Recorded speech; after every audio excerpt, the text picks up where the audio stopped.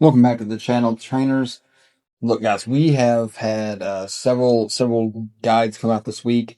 They've been great. I've had a ton of fun making them. But now I want to kind of pivot into, as we close out the week, I'd like to do like a fun video where we do some speculation and do some theory crafting, some fun things that we would like to see added into the game. So in this video, I'm going to talk about 5 really cool features that I would love to see added into Kardmi that I think would give this game a little more heart and soul, and would really elevate it to the next level of Mon Tamer in the genre.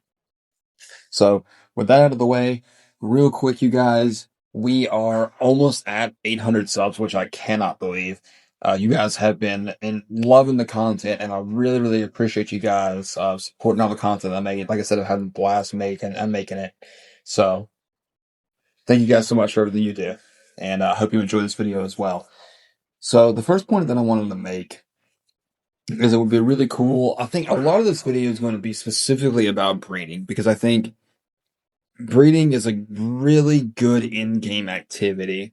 Don't get me wrong, I'm not at the last island yet, but from what I understand, currently breeding is just to kind of get perfect stats and get quote unquote perfect card move because you've got all gold stats. And that's a grind for sure, but I just wish there was a little bit more variation involved in that. For example, like, what if they're like visual genetics? What if, you bred 2 different grass types together? Let's say a lotus leaf, and you bred that with a bambrux, excuse me. Uh, Maybe the appearance of one of the offspring favors one more than the other. They could have some unique appearance to kind of like show, maybe like an aura or something, to show which parent is that, like, how do I put it? So they could have like an aura that they would only get if 2 certain um Kardmi are bred together, if that makes any sense. It just makes them more unique, if that is what I'm trying to say. Um, Following breeding, I think, moving on from that, one thing I'd really like to see in the breeding program is egg moves. Forgive me, I haven't played Pokemon a whole lot in recent generations, but uh, I know in Temtem, which I enjoyed quite a bit. I didn't get into breeding when I was playing Temtem until like probably like the last couple weeks I was playing. But one thing I thought was really cool about that is what they call like egg moves. So you could take an offspring, you could take 2 parents, and then breed them together, and the baby had a chance of hatching and knowing a move they would only learn if it was bred with a specific parent that knew that move. And I think each Temtem maybe had 1 or 2 egg moves that they were capable of learning.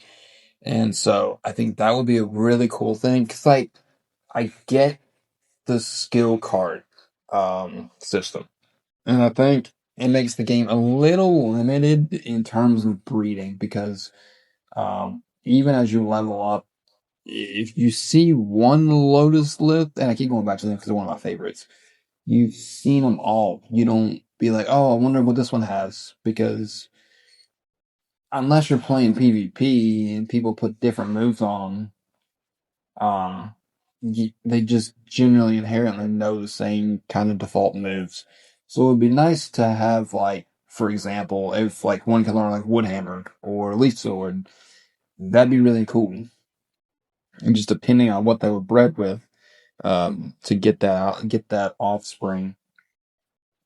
And I think maybe, for example, maybe if you took like an alpha, you caught an alpha Bambrux, and you bred it with another grass type.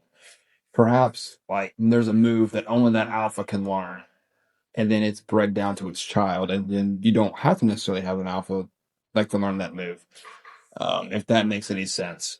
I Segueing from that, I think I'm going to talk some more about alphas, just because I think the game will do or could do great things if it had more variety in terms of.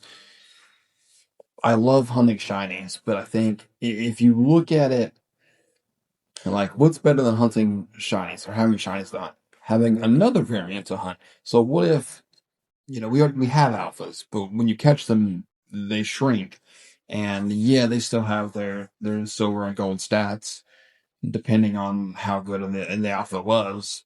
But what if, in my opinion, I think it'd be really cool if we caught them and they stayed the same size. Uh, that way you can differentiate. Cool to get into a fight with another person, PvP somebody and say, "Hey, I'm fighting, an alpha Volporten or an alpha uh Voltaire." That would be really sweet because it would show a little bit of differentiation. And then I don't know if you want to go even further down that rabbit hole, you could have shiny alphas. That'd be really sweet, and it would be a really unique way for people to have really unique collections, and it would really give the community a lot to hunt.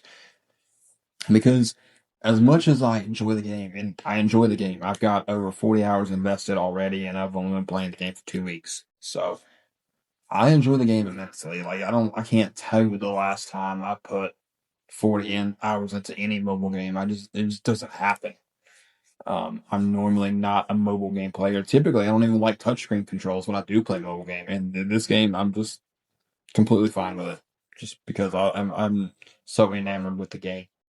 But yeah, I think when you pile in uh having the alphas of various sizes, like having the giant alphas, having the different like auras whenever you breed things together, having the ability to, have these green stats as well as having these different variations of Kardmi, I think it really gives you something to chase because, like I was, alluding to a minute ago, I kind of lost my train of thought. I love the game, but sometimes it feels like when I get on the game, I don't have anything to do. And that happens when you run out of tickets for the Battle Cafe. You're kind of at a wall and you can't really beat a certain NPC. Or maybe you've beat the entire campaign and there's really nothing for you to do right now other than breathe. You really give the players, the community, something to chase without really having to, come up with a new storyline, without having to come up with a new location. Um, and I think that's invaluable in a game like this. Just players in the community chasing that uniqueness and then being able to come back to the community and share their finds and come together and say, "Hey, look what I found. Well, look what I bred." I think that's something that we should be striving for in the game.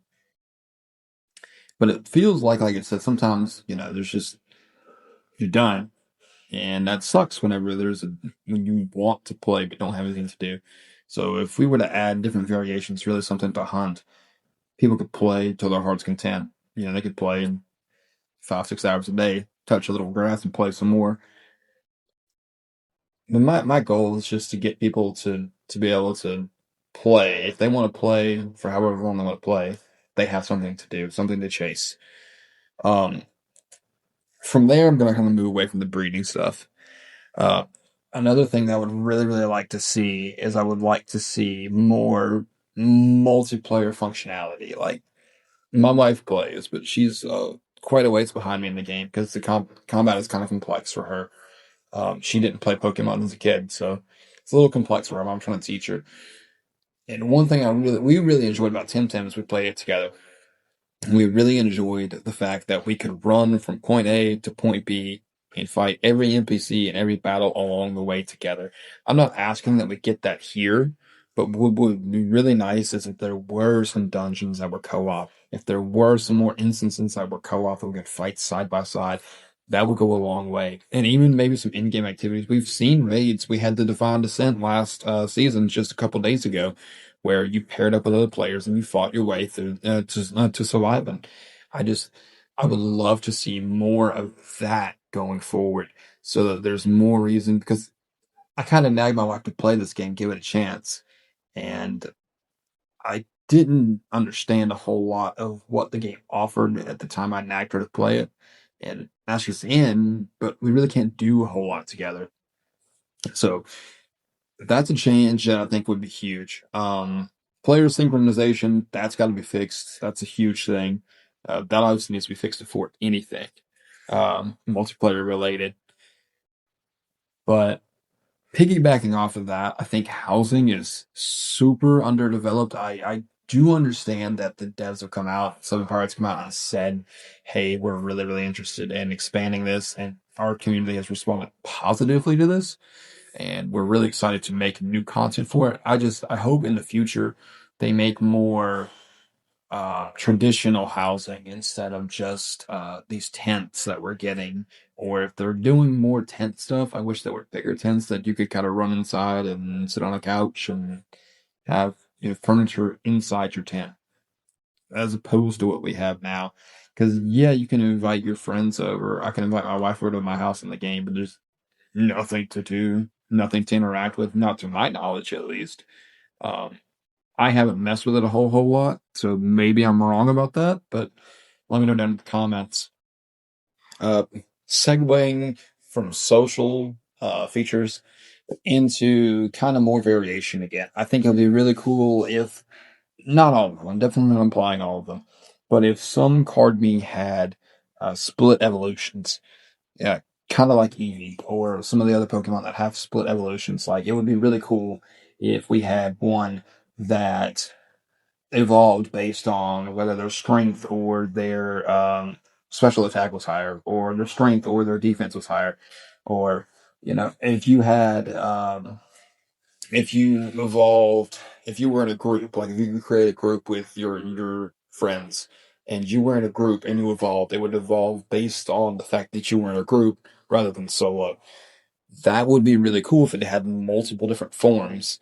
Like I said, that doesn't have to be every card me. Obviously, it shouldn't be every card me, but split evolutions again, it includes more variety and more things to chase, and overall just more replayability. Because if I catch a card me that can turn into two different ones, and there's 3, 4 card me like that, I'm gonna catch every one of those card me because I want to see every one of those evolved forms.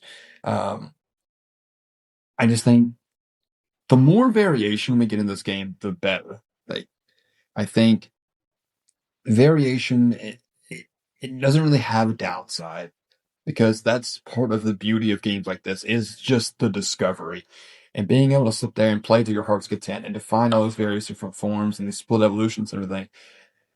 I'd be hard pressed to find anyone in the community who doesn't want those things. And the last thing that I wanted to talk about is an elemental weather system. It'd be really cool if, like, if those dynamic weather outside of the summoning abilities that our card may have, and the dynamic weather maybe be like a rainstorm or a lightning storm or a solar flare or something, and that kind of affected the spawn rate of the card in that area, and maybe they had a higher chance of having more beneficial or more sought after personalities if they appeared during certain weather conditions. But guys, like, these are like my thoughts. I know that last one was a little bit shallow. I actually wasn't even gonna make this video today, but I just had these ideas and I just had to get them out before. I feel like if I slept on them, I'd forget. But these are my ideas for things that I think I would love to see in Cardme 1.0. You guys let me know what you think in the comments. If you like any of my ideas, if you'd like to see them in the game, what your guys' ideas for the future of the game are. I'm gonna be taking a break. This video will upload on Friday, and I will be taking a break. I will not be posting this weekend, but I hope you guys have a good weekend. Again, thank you so much for supporting my content, and I will catch you guys in the next one.